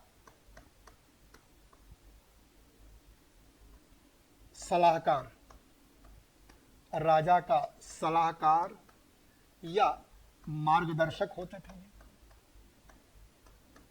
ठीक है ना? इसके बाद सेनानी जानते ही हैं कि वो राजकीय सेना का नेतृत्व करते थे। युवराज कौन होता था भाई? राजा का पुत्र युवराज कहलाए। उसके बाद महिषी कौन है? राजा की सबसे बड़ी पत्नी। चूंकि उस समय राजा की कई पत्नियां होती थी, तो उसमें जो सबसे बड़ी पत्नी होती थी, है ना, उनको कहा गया क्या? महिषी। सूत कौन होता था? मैंने कल बताया था, याद कीजिएगा। तो सूत कौन होता था? तो राजा का सारथी होता था, जो रथ में राजा को सहयोग देता था, राजा का सारथी। इसके बाद ग्रामीण, आप ग्रामणी जानते ही हैं, है ना, कि गांव का जो प्रमुख होता था ग्रामणी कहलाता था। जैसे हम लोग कल बताए थे ना कि परिवार का मुखिया क्या कहलाया, कुलप, तो गांव का मुखिया क्या कहलाया, ग्रामणी। उसी प्रकार देखिएगा कि प्रतिहार है, तो प्रतिहार का काम क्या होता है कि वो द्वारपाल का काम करता था। क्या काम करता था भाई, द्वारपाल, यानी राजभवन में राजा की सुरक्षा सुनिश्चित करता था। संग्रहित्र जो था वो क्या था भाई, वो था राजस्व वसूलता था, या कह लीजिएगा राजस्व संग्रह करता था, राजस्व संग्रह करने का काम करता था। भागंदुग्ध, याद कीजिएगा कल मैंने बताया था, ऋग्वैदिक काल में जब एक कबीला दूसरे कबीले पर आक्रमण करता था और वहां से जीत करके जब बहुत कुछ लाता था तो उसको अपने कबीले में बराबर बराबर बांटता था, उसका नाम क्या था, भागंदुग्ध। लेकिन हमने कल ही बताया था कि उत्तर वैदिक काल में उसका काम परिवर्तित हो जाएगा, बदल जाएगा। अब इसका काम क्या हो गया, कर वसूलना, कर वसूलना, है ना। अक्षवाप का काम क्या था, राजा जब पासा खेलते थे ना तो पासा खेलने में राजा को मदद करते थे, तो पासा के, है ना, पासा खेलने में, पासा खेलने में राजा को सहयोग देता था ये, ठीक है ना। इसके बाद पालागल कौन था, कोई बता सकता, पालागल और गोभी कर्तन। चूंकि नाम थोड़ा हटके हैं तो हो सकता है कि आप लोगों को लगेगा सर क्या है ये, ठीक है ना। तो देखिएगा ये जो पालागल होता था ये बेसिकली राजा का मित्र होता था, जो राजा का मनोरंजन करता था। ये राजा का मित्र होता था, ऑब्लिक ये विदूषक भी होता था। विदूषक का मतलब क्या होता है, राजा का मनोरंजन करने वाला, राजा को, है ना, हंसाने वाला, राजा का इंटरटेनमेंट करने वाला, विदूषक। तो ये कौन हो गया, राजा का मित्र हो गया, विदूषक हो गया, राजा का क्या ना सहयोगी हो गया, आप कह सकते हैं। और लास्ट है गोभी कर्तन। राजा जब जंगल में शिकार करने जाता था तो राजा को शिकार करने में, राजा को शिकार करने में सहयोग देने वाला, गोभी कर्तन। तो ये 12 मंत्री थे, है ना, जिनको क्या कहा गया, जिनको रत्निन कहा गया। और इन 12 रत्निन की चर्चा कहां है भाई, तो इन 12 रत्निन की चर्चा शतपथ ब्राह्मण में दी गई है। ये क्वेश्चन भी आपसे पूछा जाता है कि इन 12 रत्निन की चर्चा या 12 रत्निन का उल्लेख कहां है, ठीक है ना। अब मैंने क्या बताया आपको, मैंने आपसे ये चर्चा किया कि चूंकि अब राजा अस्थायी तौर पर मंत्रिमंडल का गठन करता है, अस्थायी तौर पर अधिकारियों कर्मचारियों की सेवा लेता है, तो राजा को तो उसको वेतन देना पड़ेगा ना। फलस्वरूप अब राजा, हमने कल क्या बताया था, ऋग्वेद काल में राजा एकमात्र कर वसूलता था, वो था बलि, और उसका भी स्वरूप क्या था, स्वैच्छिक था, वॉलंटरी था। आप दीजिए तो भी ठीक, ना दीजिए तो भी ठीक। लेकिन अब उत्तर वैदिक काल में क्या हुआ, उत्तर वैदिक काल में देखिएगा अब राजा को अनिवार्य रूप से, है ना, कर देना होता था, किसको, जनता को। यानी आप देखेंगे कि उत्तर वैदिक काल में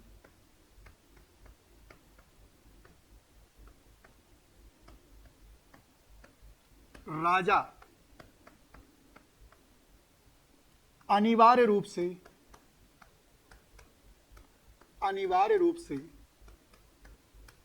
जनता से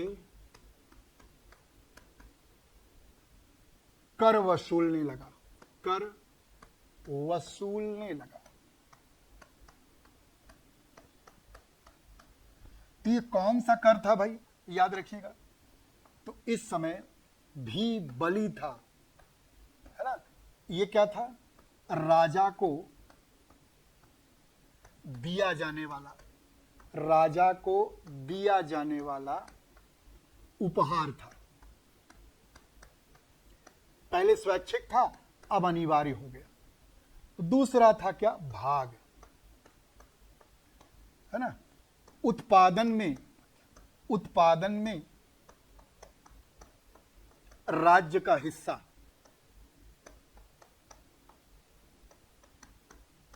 उत्पादन में राज्य का हिस्सा। आज भी लिया जाता है, याद कीजिएगा कि आपका आय जितना हुआ उस आय में आपका जो सरकार का हिस्सा इनकम टैक्स के रूप में सरकार काट लेती है, तो वो क्या कहलाया, है ना, आयकर की तरह क्या हो गया भाई, वो भाग हो गया। तीसरा एक था टैक्स, शुल्क। शुल्क क्या था, तो देखिएगा आप लोग अपने माता पिताजी से पूछिएगा कि आपका जो खेत खलिहान है, आपका जो घर है, सरकार उस पर बहुत मामूली सा 1 रुपया 2 रुपया 3 रुपया टैक्स लेती है, लेकिन लेती है सांकेतिक रूप में टैक्स लेती है, ये जताने के लिए कि समूची भूमि किसकी है, सरकार की है। अगर आपके घर के पास से या आपके घर के जमीन से कोई पेट्रोलियम का माइंस निकल गया तो सरकार क्या करेगी, सम्मान के साथ आपको कहेगी कि नहीं आप ये जगह छोड़ दीजिए, इसके बदले आपको कंपनसेट करके हम कोई प्राइम लोकेशन में दूसरा जमीन आपको अलॉट कर दे रहे हैं, लेकिन वो जगह छोड़ना पड़ेगा आपको। आप सर्वोच्च न्यायालय में भी कोर्ट केस करके वहां नहीं रुक सकते, क्योंकि सरकार को वहां से एसेट मिला है ना। तो ये एहसास दिलाने के लिए कि समूची भूमि किसकी है, सरकार की है। तो याद रखिएगा उस समय भी शुल्क लिया जाता था, वो क्या था,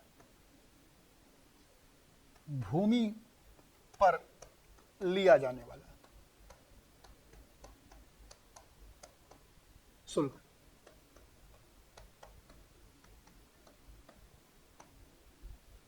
ठीक है ना, या भूमि पर लिया जाने वाला कर।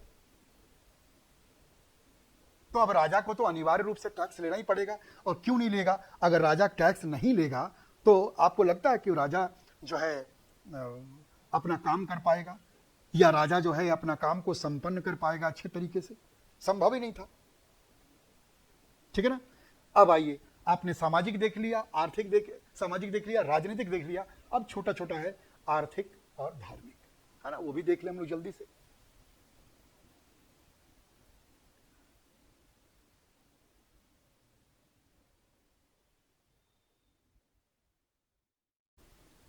उत्तर वैदिक काल की आर्थिक स्थिति।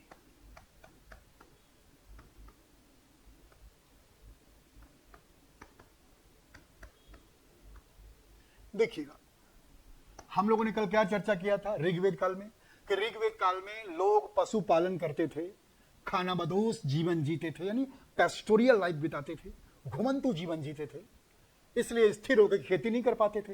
हाँ, ऋग्वेद काल के अंतिम समय में उन्होंने खेती करने की प्रक्रिया शुरू की। लेकिन अब उत्तर वैदिक काल में, ध्यान से देखिएगा मैंने क्या बताया, उत्तर वैदिक काल में आर्यों का विस्थापन कहां हो गया, अब गंगा यमुना के दोआब और उससे भी आगे उत्तर बिहार की जो उपजाऊ भूमि है, गंडक नदी की सीमा तक मैंने बताया था ना, अब वहां तक आर्यों का विस्तार हो गया।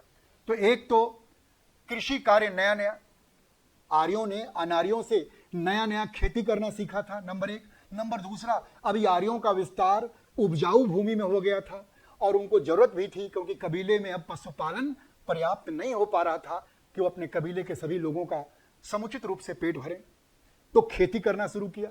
खेती उनके लिए नया नया पेशा था, उत्साहित होकर खेती करना शुरू किया। तो याद रखिएगा कि उत्तर वैदिक काल में अगर पूछेगा कि जैसे मैंने कल बताया था कि ऋग्वैदिक काल में आर्यों की जीविका का मुख्य आधार क्या था, तो कृषि बताया था नहीं, मैंने कल बताया था कि ऋग्वैदिक काल में आर्यों की जीविका का मुख्य आधार पशुपालन था, एनिमल हस्बेंड्री, याद आया ना। लेकिन अब हम लोग कहेंगे कि उत्तर वैदिक काल में आर्यों की जीविका का, है ना, आर्यों की जीविका का मुख्य आधार क्या हो गया भाई, कृषि हो गया। आर्यों की जीविका का मुख्य आधार क्या हो गया, कृषि। और अब देखिएगा आर्य चूंकि विशाल भूमि पर खेती कर रहे हैं, आवश्यकता से अधिक उत्पादन कर रहे हैं, और डॉक्टर रामशरण शर्मा ने कहा है कि आर्यों का इस समय जो क्या क्षेत्र विस्तार हुआ, ये इनके लिए बड़ा लाभदायक साबित हुआ, क्योंकि अब ये धीरे धीरे गंगा घाटी को पार करके गंगा के दक्षिण में जो छोटा नागपुर के समृद्ध लौह भंडार है वहां तक उनका पहुंच हो गया।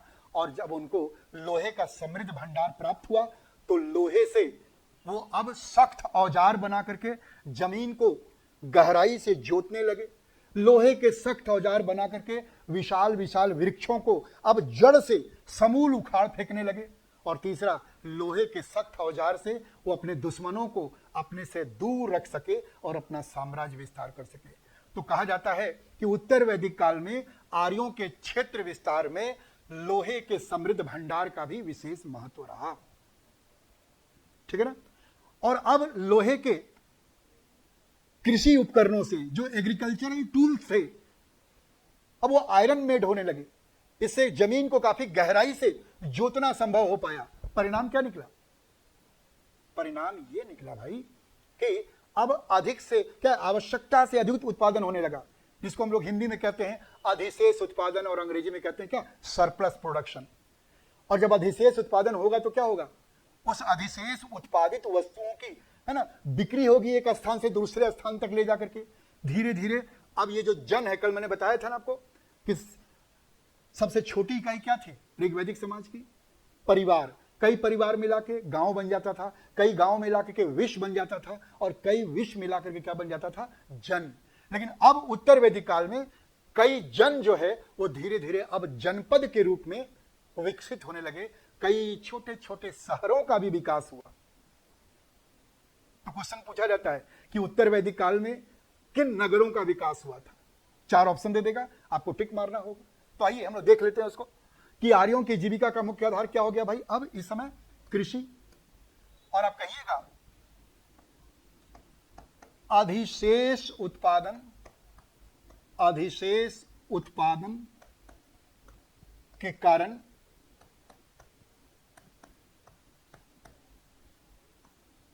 वस्तुओं का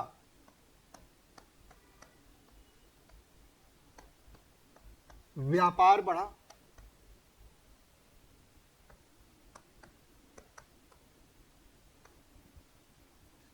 इससे आर्थिक लाभ बढ़ा। जो भी लोग अधिशेष उत्पादन करते थे उससे उनका क्या हुआ?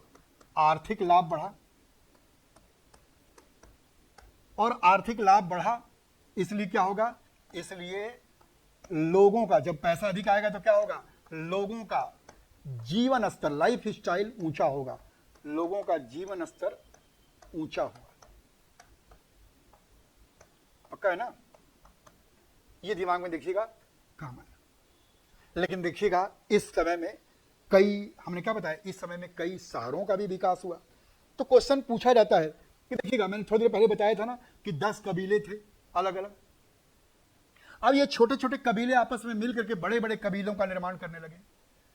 अब यही जन, याद कीजिए ना, हमने क्या बताया था आपको? हमने आपसे ये चर्चा किया था कि जो समाज की सबसे छोटी इकाई वो क्या थी? परिवार। कई परिवार मिलकर क्या बन जाता था? ग्राम। कई ग्राम मिलकर क्या बन जाता था? विश्व। कई विश्व मिलकर क्या बन जाता था? जन। अब कई छोटे छोटे जन आपस में मिलकर के क्या बन जा रहे हैं? जनपद। आज जनपद किसको बोलते हैं? जिले को, डिस्ट्रिक्ट को बोलते हैं जनपद। और यही जनपद आगे बढ़ करके बड़ा होगा तो क्या बन जाएगा? महाजनपद। लेकिन वो कब बनेगा? वो उत्तर वैदिक काल के अंतिम समय में, यानी 6ठी शताब्दी ईस्वी पूर्व में यही जनपद क्या बढ़ जाएगा सर? महाजनपद बन जाएगा। तो ध्यान रखिएगा कि उस समय, याद कीजिएगा, जो दशराग युद्ध हुआ उसमें भरत और पुरु कबीला मिल गया और क्या बन गया? कुरु। उसी प्रकार त्रित्सु और कृवि आपस में मिल गए तो क्या बन गया भाई? पांचाल। आपने सुना होगा कि कुरु, पांचाल ये सब क्या थे? महाजनपद थे, है ना। तो उत्तर वैदिक काल में कुछ शहरों का विकास हुआ। वो कौन कौन से थे आपसे पूछा जाएगा, है ना। जैसे कुरु हमने बताया, तो कुरु की राजधानी कहां थी?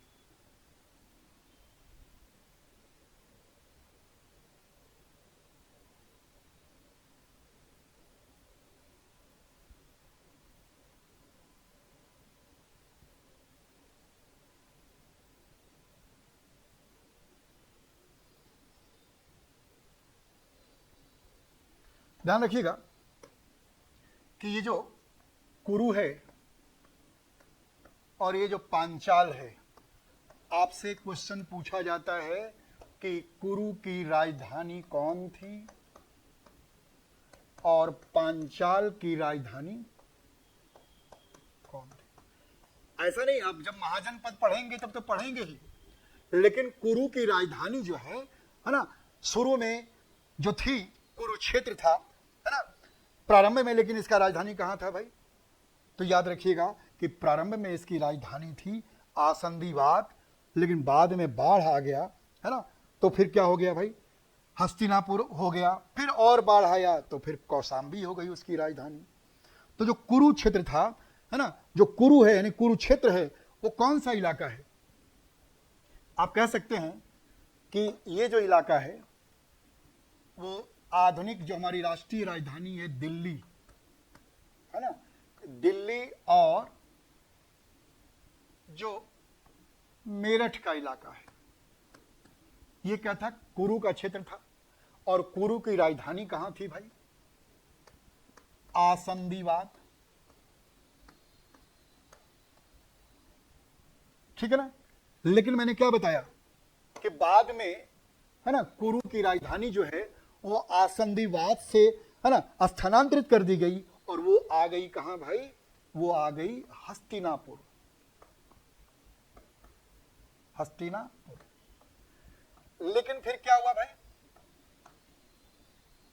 ध्यान से रखिएगा याद कि फिर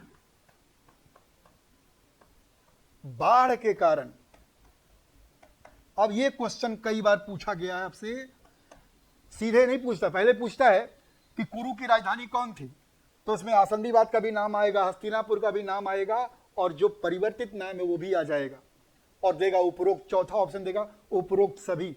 आप कहेंगे ये राजधानी तो कोई एक ही जगह होगा ना, आप कंफ्यूज कीजिएगा। लेकिन मैंने क्या बताया कि जो कुरु है वो वर्तमान समय में देखा जाए तो कुरु आधुनिक दिल्ली और मेरठ के पास स्थित था और इसकी शुरुआती राजधानी कहां थी भाई? आसंदीवात, है ना। लेकिन बाद में इसकी राजधानी कहां हो गई? हस्तिनापुर। और जब बाढ़ आया तो इसकी राजधानी कहां हो गई? कौशाम्बी। याद रखिएगा, इसकी राजधानी कहां हो गई? कौशाम्बी। ये कौशाम्बी कहां है अभी? आप देखिएगा, आधुनिक प्रयागराज यानी जो इलाहाबाद है, जिसका आधुनिक नाम प्रयागराज है, प्रयागराज के पास ही स्थित है क्या? कौशाम्बी। तो ये उसकी राजधानी रही। अब उसी प्रकार देखिएगा पांचाल। तो पांचाल जो जगह है वो कौन सा इलाका है? आज के जो बरेली बदायूं का इलाका है, कौन सा इलाका है भाई? है ना, वर्तमान बरेली बदायूं और जो फर्रुखाबाद का जिला है, फर्रुखाबाद का जिला, ये पड़ता है किसमें भाई? पांचाल के अंतर्गत आता था। तो पांचाल की राजधानी कहां थी? ये हम लोग पढ़ते हैं और जानते भी हैं, आप लोग को भी याद होगा, पांचाल की राजधानी काम्पिल्य थी। ये याद रखना होगा। तो ये उत्तर वैदिक काल के शुरुआती नगर थे। अगर आपसे पूछा जाएगा तो कौन कौन थे? कुरु और पांचाल, जिसकी राजधानी, है ना, शहरों के रूप में विकसित हुई, जैसे आसंदीवात, हस्तिनापुर, है ना, कौशाम्बी और काम्पिल्य। ठीक है ना। व्यापार बड़े पैमाने पर होने लगा था, वस्तुओं का आदान प्रदान बड़े पैमाने पर हो रहा था, इसलिए आर्थिक स्थिति का विकास हुआ। तो याद रखिएगा, उत्तर वैदिक काल में, उत्तर वैदिक काल की अर्थव्यवस्था विकसित हुई है, उत्तर वैदिक काल की राजनीतिक व्यवस्था विकसित हुई है, लेकिन आगे देखिएगा कि सामाजिक स्थिति में गिरावट के लक्षण दिखाई पड़े हैं। यहां तक कि अब देखिएगा धार्मिक स्थिति लास्ट रह गया है, बस 2 मिनट में हो जाएगा, कि जो धार्मिक स्थिति रह गया है ना, वो भी, उसमें भी गिरावट के लक्षण दिखाई देते हैं। कारण क्या है? मैंने बताया था कि अब समाज में कुछ वर्ण के लोगों को धार्मिक अधिकार से वंचित कर दिया गया, फलस्वरूप उनमें असंतोष हुआ। लेकिन देखेंगे, लास्ट हम लोग देख लेते हैं धार्मिक स्थिति, लास्ट देख लें धार्मिक स्थिति। तो क्या देखिएगा भाई, उत्तर वैदिक काल में हमने कल क्या बताया था, याद कीजिए तो, ऋग्वेद काल में धर्म की उपासना पद्धति आधारित थी। लोग अलग अलग देवी देवताओं को प्रसन्न करने के लिए विभिन्न मंत्रों का शुद्ध शुद्ध उच्चारण करके अपनी धार्मिक भावनाओं को अर्पित करते थे। लेकिन अब उत्तर वैदिक काल में उपासना पद्धति का स्थान किसने ले लिया? यज्ञीय कर्मकांड ने। ये इंपॉर्टेंट लाइन है कि उत्तर वैदिक काल में उत्तर वैदिक काल में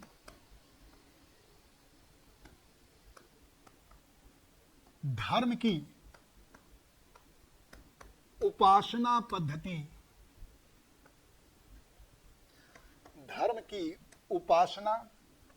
पद्धति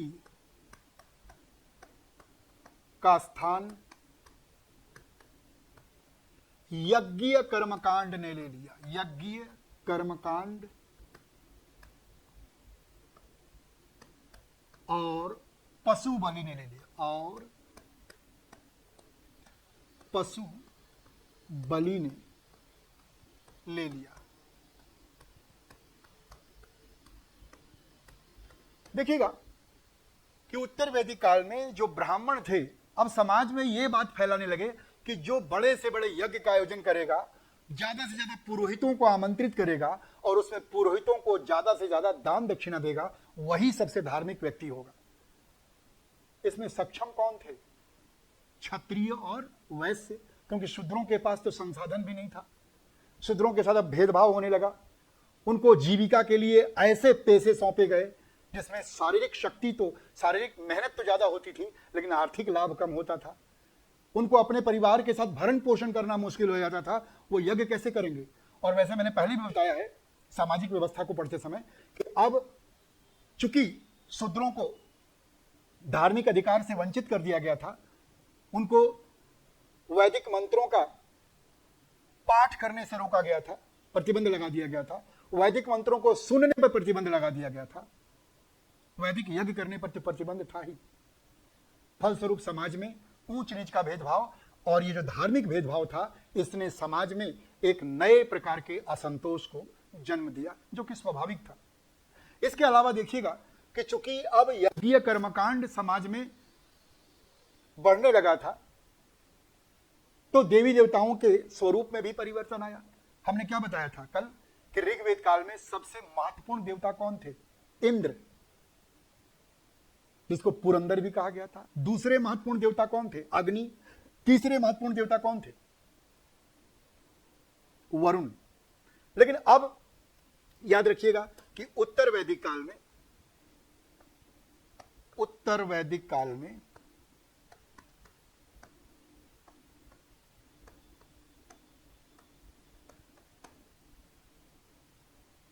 प्रजापति ब्रह्मा को कहा गया था, ठीक है ना? प्रजापति और रुद्र यानी शिव का स्थान नामक देवताओं का स्थान महत्वपूर्ण हुआ।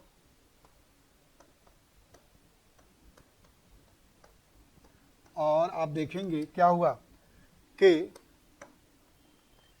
इंद्र और वरुण का स्थान अब गौण हो गया, यानी कमजोर हो गया, गौण हुआ। जबकि हमने कल भी बताया था, जबकि अग्नि का स्थान इस काल में भी महत्वपूर्ण बना रहा। इस काल में भी महत्वपूर्ण बना रहा। क्यों बना रहा बता सकते हैं आप? बिल्कुल आसान है, क्योंकि इस काल में क्या हो रहा था, अब यज्ञीय कर्मकांड बढ़ चुका था, यज्ञों की संख्या बढ़ गई थी, तो अग्नि का महत्व ज्यों के त्यों बना रहा। ठीक है ना? तो इस तरह से आप देखे होंगे, हमने तुलनात्मक रूप से आपके सामने उत्तर वैदिक काल को रखने का प्रयास किया। उम्मीद है कि आपको चीजें समझ में आ गई होंगी, है ना? और नहीं समझ में आएगी तो आप कमेंट करके मुझे जरूर बता दीजिएगा, ताकि मैं उन बिंदुओं को दोबारा आपके सामने रख सकूं। ठीक है ना? तो आज उत्तर वैदिक काल में इतना ही। कल हम लोग फिर इसके बाद उत्तर वैदिक काल के बाद जो महाजनपद का काल है ना, उसको पढ़ते हुए फिर हम लोग आगे जाएंगे। तो आज के लिए इतना ही। आप सबों को धन्यवाद और आप लोगों का दिन अच्छा हो, इसी उम्मीद के साथ मैं आपसे विदा लेता हूँ।